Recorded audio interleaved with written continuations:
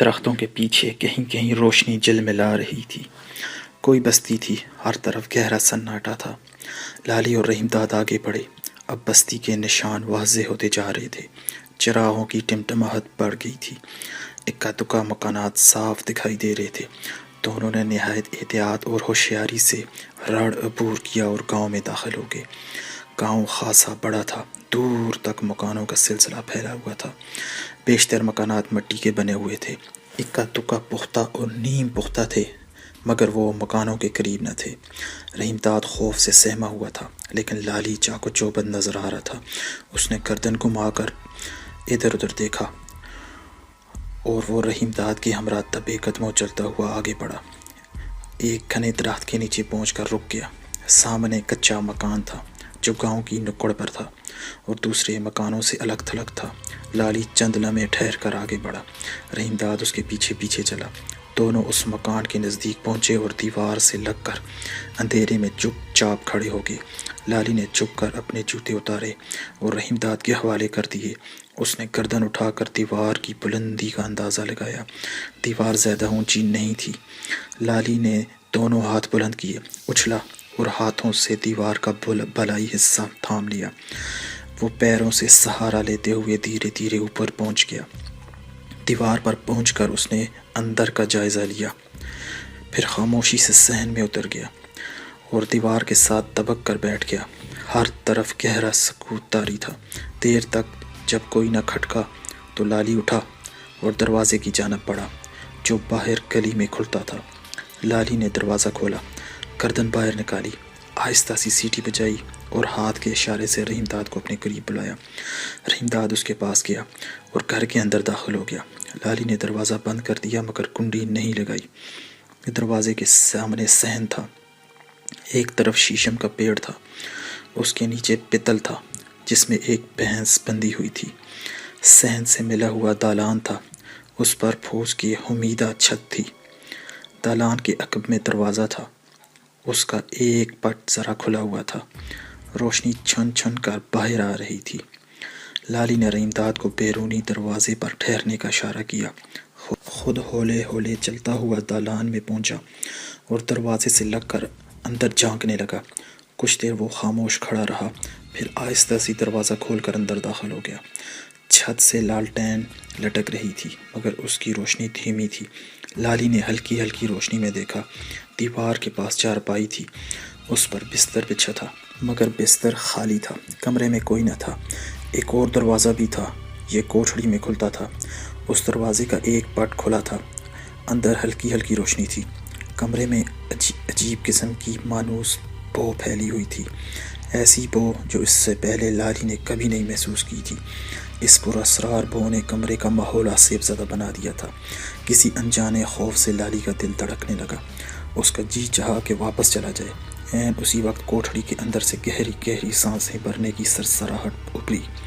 Lolly نے آہستہ سی چاقو نکالا اور کوٹھڑی کی طرف بڑھنے لگا۔ 1 منٹ گزرا، دوسرا گزرا، کوئی نہیں آیا۔ گہری گہری سانسوں کی سرسراہٹ اب بند ہو گئی تھی۔ لالی کی نگاہ لکڑی کے اس صندوق پر پڑی جو چارپائی سے ذرا ہٹ کر رکھا ہوا تھا۔ لالی نے صندوق دیکھتے ہی واپس جانے کا ارادہ ترک کر دیا۔ اس نے ہاتھ اونچا کیا، لالٹین کی لو اور دھیمی کر دی، آگے بڑھا اور صندوق کے قریب جا کر بیٹھ گیا۔ صندوق کے کنڈے میں تالا پڑا ہوا تھا مگر تالا کھلا تھا، اس میں کنجی بھی لگی ہوئی تھی۔ لالی نے کسی قدر حیرت سے اس کو دیکھا، لیکن اس پر توجہ صرف کرنے کے بجائے اس نے آہستہ آہستہ ایک ہاتھ سے ڈھکنا اٹھایا اور دوسرا ہاتھ اندر ڈال کر کپڑے تلاش کرنے لگا۔ کپڑے نیچے تھے، اوپر ایک موٹی کھیس تہہ کر کے رکھی ہوئی تھی۔ لالی نے ایک کپڑا نیچے سے نکالنے کی کوشش کی۔ اچانک اسے اپنی پشت پر آہٹ سنائی دی، ساتھ ہی آواز آئی، "وہ کون ہے؟" لالی نے پلٹ کر دیکھا۔ کوٹھڑی کے دروازے کے بیچوں بیچ ایک عورت کھڑی تھی۔ اس کے بال بکھر کر چہرے پر آ گئے تھے، آنکھیں جنگلی کبوتر کی مانند گہری سرخ تھیں۔ اس کے دانے ہاتھ میں چھری تھی اور خون میں لتھڑی ہوئی تھی۔ دھندلی روشنی میں عورت خون خوار اور ڈراؤنی نظر آ رہی تھی۔ وہ آہستہ آہستہ لالی کی جانب بڑھی۔ لالی اسے دیکھ کر سخت حواس باختہ ہو گیا۔ صندوق کے اندر پڑا ہوا ہاتھ بھی نہیں نکال سکا۔ جس حالت میں تھا اسی حالت میں دم بہت بیٹھا رہا۔ لالی کو خاموش دیکھ کر عورت گرجی، چوری کرنے آیا تھا؟ لالی کچھ نہیں کہہ سکا۔ اس نے آہستہ سی اس کی جانب دیکھا اور گردن جھکا لی اور خاموشی سے فرش تکنے لگا۔ عورت اس کے سر پر آن کھڑی ہوئی اور درشت لہجے میں بولی، تیرے بھی ٹوٹے ٹوٹے کر کے اسی کے برابر لٹا دوں گی۔ اس نے ہاتھ اٹھا کر کوٹھڑی کی جانب اشارہ کیا۔ دیکھے گا؟ چل دیکھ لے، کھڑا ہو۔ لالی بھی چپ چاپ کھڑا ہو گیا۔ عورت نے خون خوار نظروں سے اسے دیکھا اور کوٹھڑی کے دروازے کی جانب انگلی اٹھا کر بولی، اتھے چل۔ لالی اس کی ہدایت پر سرکس کے سیدھا کمرے کی جانب بڑھا۔ دروازے کے قریب پہنچا تو عورت نے ٹپک کر کہا، اندر ڈر جا۔ لالی خاموشی سے اندر چلا گیا۔ عورت بھی اس کے پیچھے پیچھے اندر آ گئی۔ کوٹھڑی صاف ستھری تھی، چراغ بھی جل رہا تھا۔ اس کی زرد زرد روشنی میں چٹائی پر کوئی لیٹا ہوا تھا۔ اس کا پورا جسم چادر سے ڈھکا تھا۔ عورت نے آگے بڑھ کر اس کے چہرے سے چادر ہٹا لی۔ لالی دہشت زدہ ہو گیا۔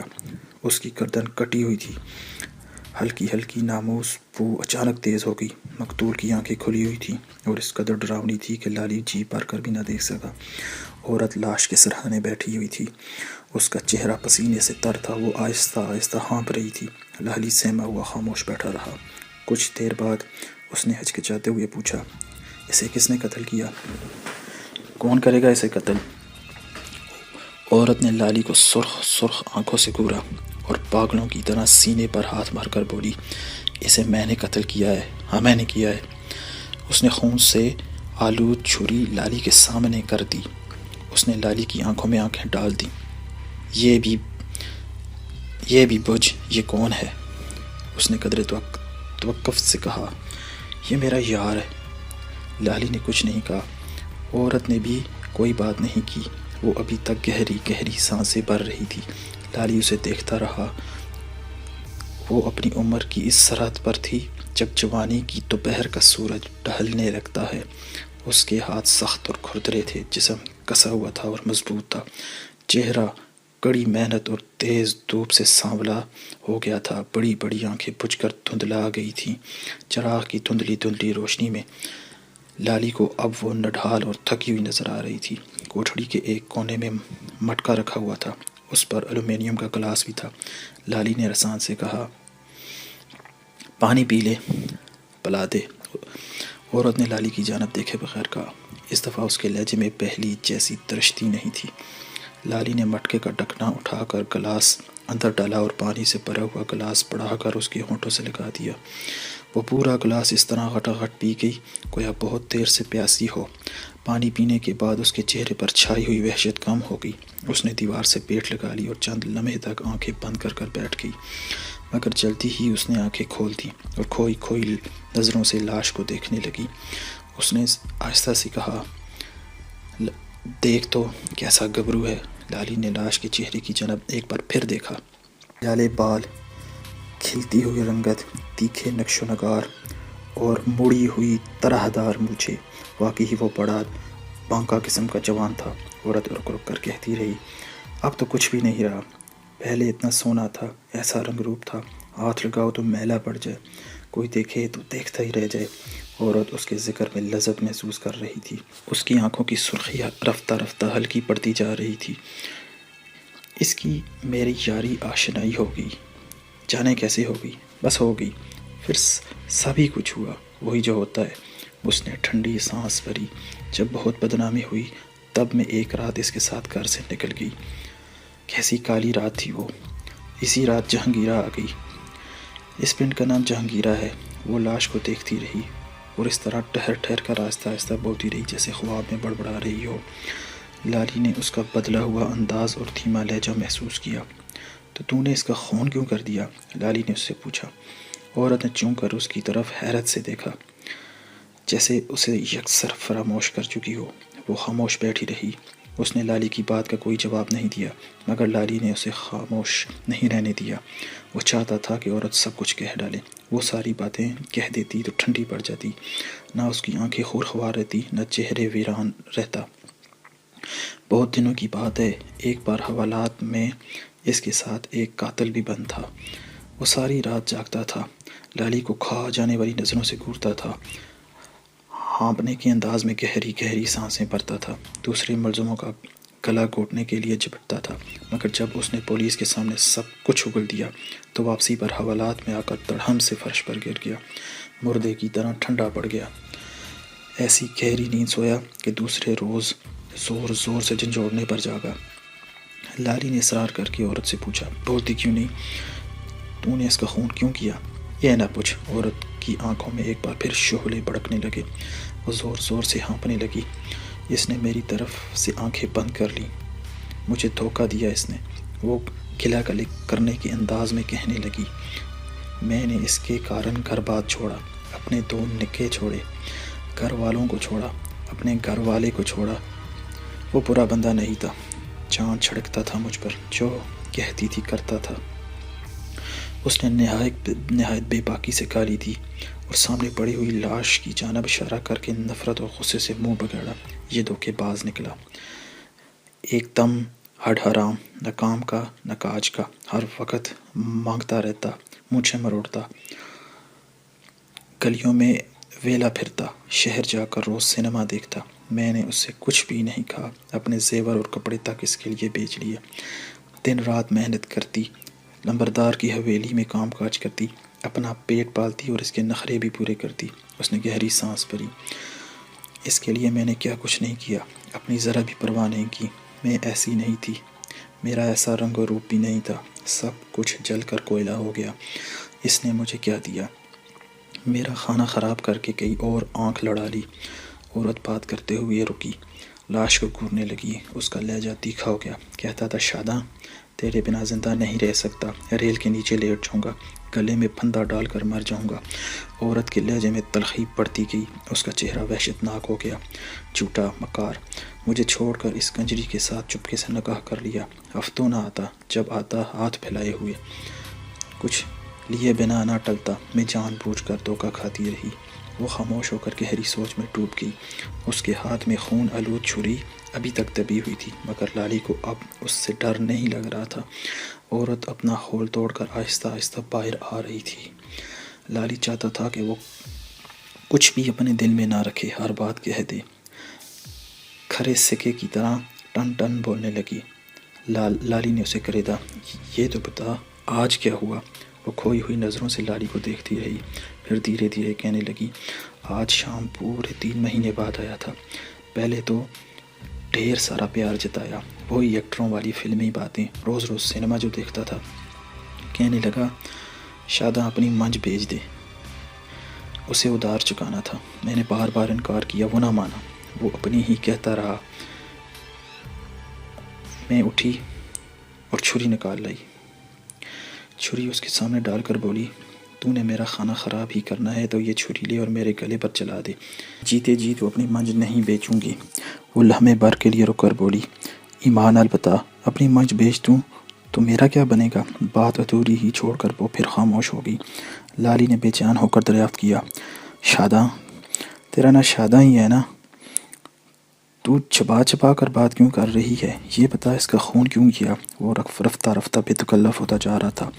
اس نے ایک ایسی بات کہی کہ میں پاگل ہو گئی۔ شاداں نے ایک بار پھر اپنی بات شروع کی، میں نے تجھے اس کا نام تو بتایا ہی نہیں۔ لالی نے بے نیازی سے کہا، ہوگا کوئی نام، بالا۔ اس نے لاش کی طرف اشارہ کیا، یہ پڑا ہے بالا، اب تو بس نام ہی رہ گیا ہے۔ شاداں نے جھک کر بالے کی لاش کا چہرہ چادر سے ڈھک دیا۔ ہاں تو میں کہہ رہی تھی کہ چھری دے کر وہ ہنسا، جب ہنس چکا تو منہ ٹیڑھا کر کے بولا، بوڑھی ڈھگی کے گلے میں تو کسائی بھی چھری نہیں پھیرتا، میں ایسا کام نہیں کرتا۔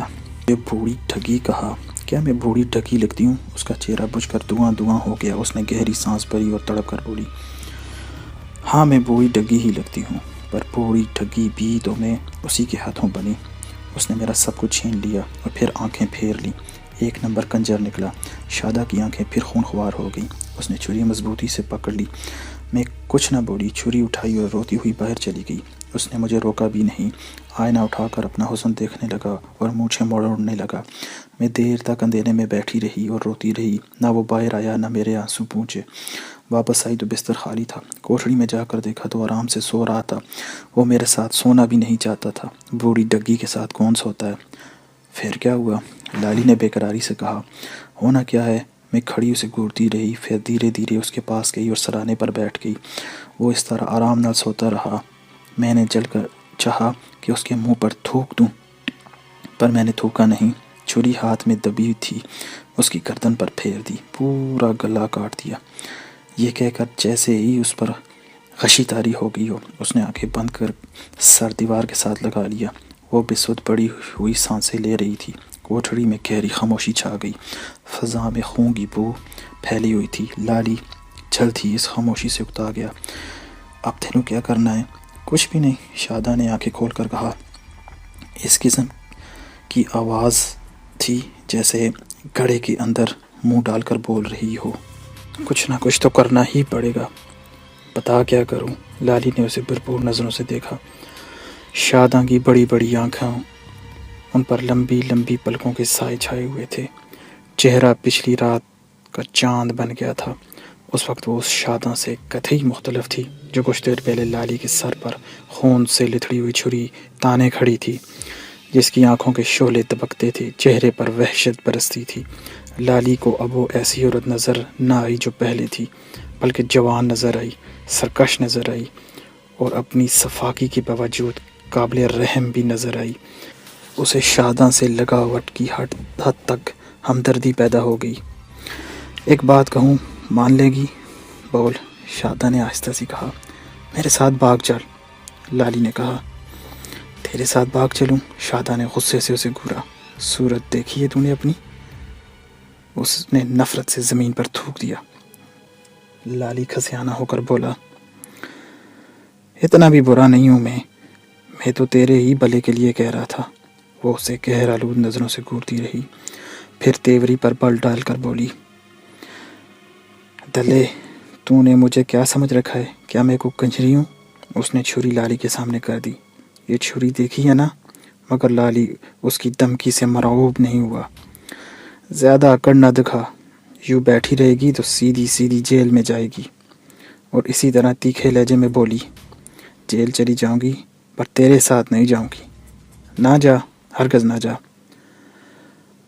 اپنے یار بالے کو بھی بھول جا، آگے کی سوچ۔ مجھے میرے حال پر چھوڑ دے اور تو یہاں سے چلا جا۔ اس کے بعد لالی ڈٹائی سے بولا، میں تو نہیں جاؤں گا۔ نہیں جائے گا؟ وہ چھری تان کر غصے سے لالی پر چپٹی۔ آنکھیں نکال لوں گی تیری۔ لالی نے جھٹ کر اس کی کلائی زور سے دبوچ لی۔ وہ بلبلا کر بولی، میرا ہاتھ چھوڑ دے۔ لالی نے چھری چھین لی، اس کا ہاتھ چھوڑ دیا۔ بول، اب کیا کہتی ہے؟ شادہ نے کوئی جواب نہیں دیا۔ دل سے میل نکال دے، میں اتنا بھی برا بندہ نہیں ہوں جتنا تو سمجھ رہی ہے۔ لالی نے توقف لیا۔ جو ہونا تھا ہو گیا، آگے کی سوچ، آگے کی۔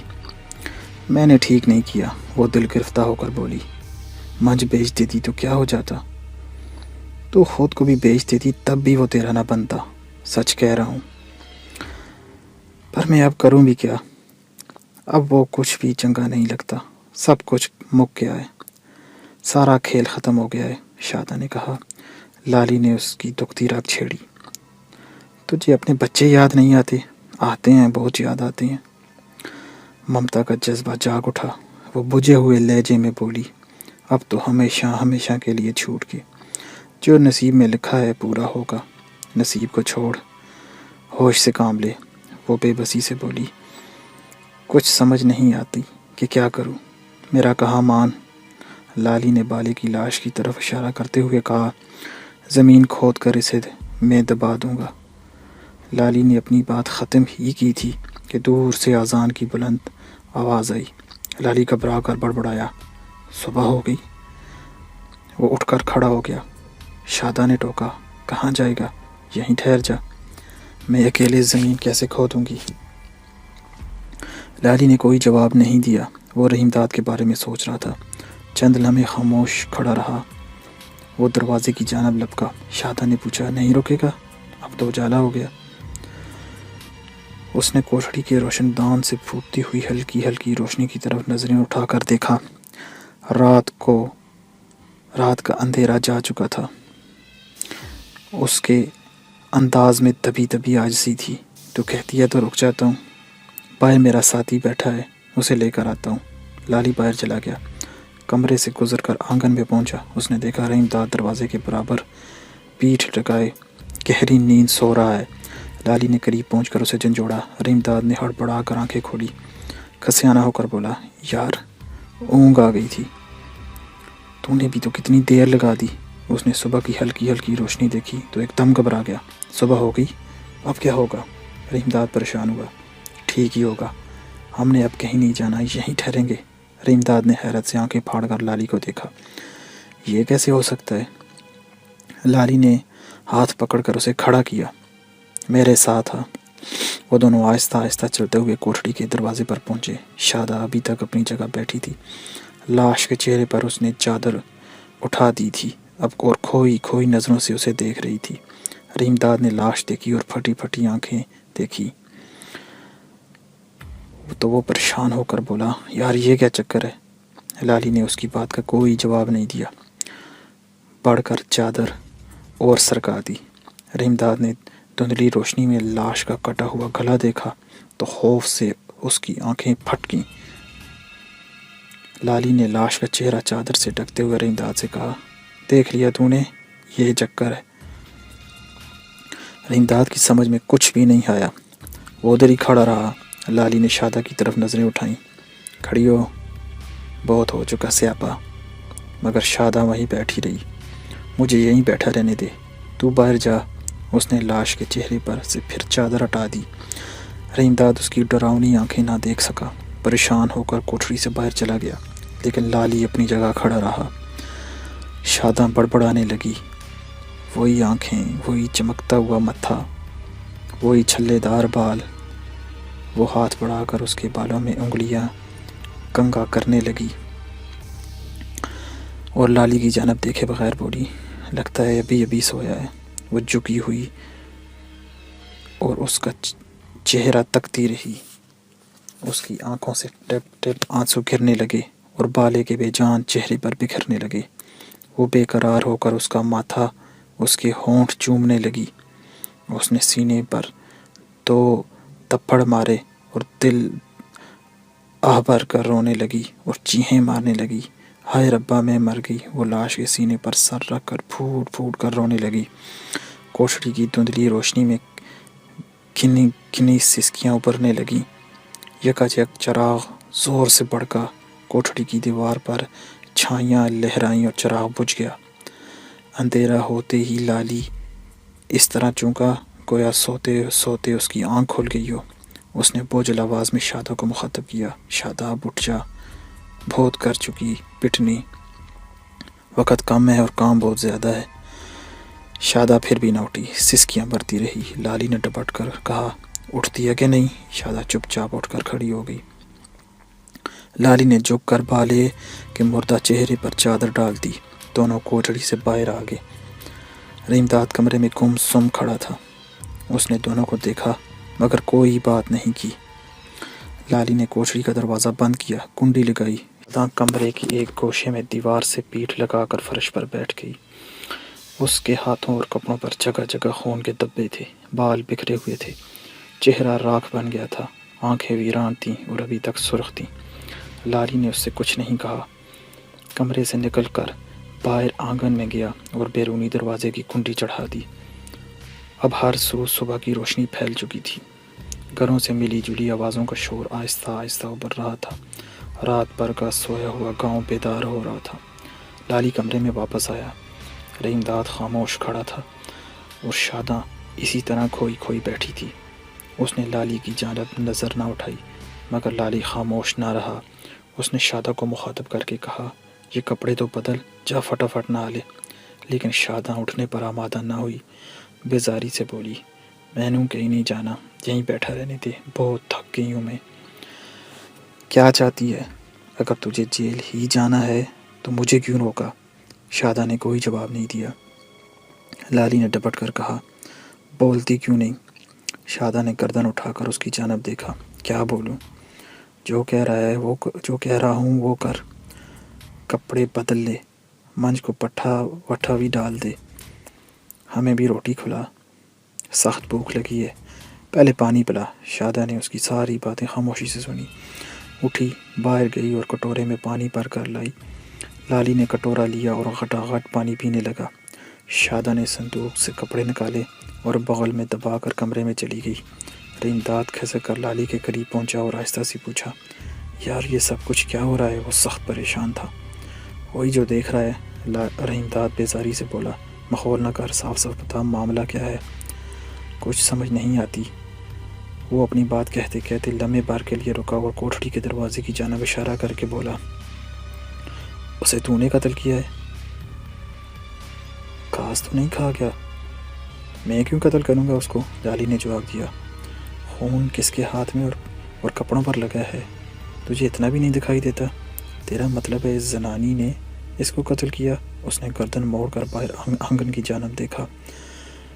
شادہ وہاں نہیں تھی۔ رحیم داد نے آہستہ سے کہا، یہ تو بہت ظلم ہے۔ وہ اس سے بھی زیادہ ظالم تھا، لالی نے جواب دیا۔ ہوگا، مجھے تو یہ بہت خطرناک لگتا ہے، اور یہ شادہ بھی مجھے بہت خطرناک لگتی ہے۔ آنکھیں دیکھی ہیں تو نے اس کی؟ کیسی لال لال انگارہ ہیں۔ ڈر مت، ابھی اس کے سر پر خون سوار ہے، نہ لے گی تو خون اتر جائے گا۔ گھر والا تھا اس کا؟ رحیم داد نے پوچھا۔ نہیں، اس کا یار تھا۔ لالی نے تفصیل سے ایک ایک بات رحیم داد کو بتا دی۔ وہ سب کچھ سن چکا تو پریشان ہو کر بولا، یہ بتا اب کیا کرنا ہے؟ زمین کھود کر لاش دبانی ہے۔ رحیم داد سہما ہوا تھا۔ یار کوئی گڑبڑ نہ ہو جائے، مجھے تو ڈر لگ رہا ہے۔ شادہ مجھے ٹھیک نہیں لگتی۔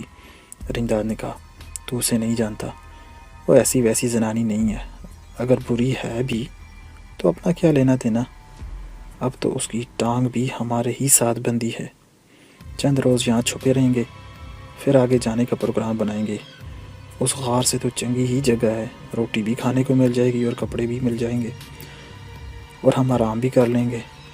دونوں چارپائی پر بیٹھ کر اطمینان سے باتیں کرنے لگے۔ شادہ کمرے میں واپس آئی۔ وہ ابھی نہا کر آئی تھی۔ اس کے گیلے بال شانوں پر بکھرے ہوئے تھے، چہرے پر تازگی تھی۔ اجلے لباس میں وہ رات والی شادہ سے بالکل مختلف لگ رہی تھی۔ آنکھوں میں خون خوار چمک تھی، نہ چہرے پر وحشت۔ اس کے ساتھ ایک ہاتھ میں خون کے آلود کپڑے دبے ہوئے تھے۔ لالی نے کپڑے اس سے لیے اور کوٹھڑی کی کنڈی کھول کر سارے کپڑے اندر ڈال دیے۔ جب وہ کوٹھڑی کا دروازہ بند کر کے دوبارہ کنڈی لگا رہا تھا تو شادہ نے پوچھا، میرے کپڑے لتے وہاں کیوں ڈال دیے؟ لاش کے ساتھ ہی انہیں دبا دوں گا، چھری بھی رکھ دوں گا۔ شادہ نے حیرت سے پوچھا، کیوں؟ پھر ذرا توقف سے بولی، چھری تو دے دے، مجھے اس کی ضرورت ہے۔ لالی بے پرواہی سے بولا، دوسری لے آنا، میں جو کچھ کہہ رہا ہوں ٹھیک کہہ رہا ہوں۔ شادہ نے خاموشی سے اس کی بات مان لی۔ جیسے تیری مرضی۔ وہ دروازے کی جانب مڑی اور ان سے کہا کہ میں اب تم دونوں کے لیے روٹی ٹکڑ لے کے آتی ہوں۔ لالی نے پوچھا، تینوں کہیں دودھ تو نہیں بیچنے جانا؟ دودھ کو تو بیچنے جانا ہے، لیکن بعد میں پہنچا دوں گی، فکر نہ کر۔ نہیں، پہلے دودھ پہنچا دے۔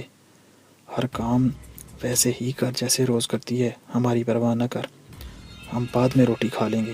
وہ اپنی بات کہتے کہتے لمحے بھر کے لیے رکا۔ گھر میں کوئی کدال ہوگی؟ کدال تو ہے۔ بیلچہ بھی ہوگا؟ نہیں، بیلچہ نہیں ہے، پڑوس سے لے کر آتی ہوں، ابھی لائی۔ شادہ دروازے کی جانب گئی۔ لالی نے فوراً ٹوکا، ٹھہر جا شادہ، رہنے دے، بیلچے کے بغیر ہی کام چل جائے گا۔ پر اس میں حرج کیا ہے؟ بہت حرج ہے، تو یہ بات نہیں سمجھتی، جیسا کہتا ہوں ویسا کر، باقی کام مجھ پہ چھوڑ دے، لالی نے جواب دیا۔ شادہ باہر چلی گئی۔ تھوڑی ہی دیر بعد کدال اور ٹوکری لے کر واپس آئی۔ لالی نے کدال اور ٹوکری سنبھال کر رحیم داد سے کہا، رحیم داد، تھوڑی سی کھدائی کر لیں، پھر اطمینان سے روٹی کھا لیں گے۔ پہلے کچھ کھا پی لے، شادہ نے اصرار کیا۔ کھا لیں گے، تو پہلے اپنا روز کا کام نپٹا لے۔ اور ہاں، باہر جانا تو دروازے میں تالا ضرور ڈال کے جانا۔ لالی نے چھت سے لٹکی ہوئی لالٹین اتاری جو ابھی تک روشن تھی۔ اس نے لالٹین ہاتھ میں سنبھالی اور رحیم داد کی امرا کوٹری میں چلا گیا۔ اس نے اندر سے دروازہ بند کر لیا، لالٹین کی بتی اونچی کر دی، روشنی بڑھی اور آہستہ آہستہ پھیلتی گئی۔ رحیم داد خوف زدہ نظر آ رہا تھا، مگر لالی نے لاش کی طرف توجہ نہ دی۔ اطمینان سے کدال اٹھا کر آہستہ آہستہ زمین کھودنے لگا۔ رحیم داد ٹوکری میں مٹی ایک طرف ڈالنے لگا۔ زمین توقع سے زیادہ سخت تھی۔ ایک بار لالی نے کدال چلائی تو زمین سے ٹن کی آواز آئی۔ لالی نے ہاتھ روک لیا، جھک کر دیکھا تو ایک بھاری پتھر تھا۔ اسے نکالنے میں لالی اور رحیم داد کے پسینے چھوٹ گئے۔ ذرا دم لینے کو رکے تھے کہ دروازے پر آہٹ ہوئی، ساتھ ہی شاداں کی آواز ابھری، دروازہ کھول، میں ہوں شاداں۔ لالی نے دروازہ کھول دیا۔ رحیم داد کے ہمراہ باہر آ گیا۔ دونوں بہت تھکے ہوئے تھے۔ شاداں نے آہستہ سے پوچھا، ہو گیا کام؟ لالی منہ بگاڑ کر بولا، اتنی جلدی کیسے ہو سکتا ہے کام؟ کیا تو نے ہمیں گورکن سمجھ رکھا ہے؟ منہ ہاتھ دھو لو، میں ابھی تمہارے لیے روٹی لاتی ہوں۔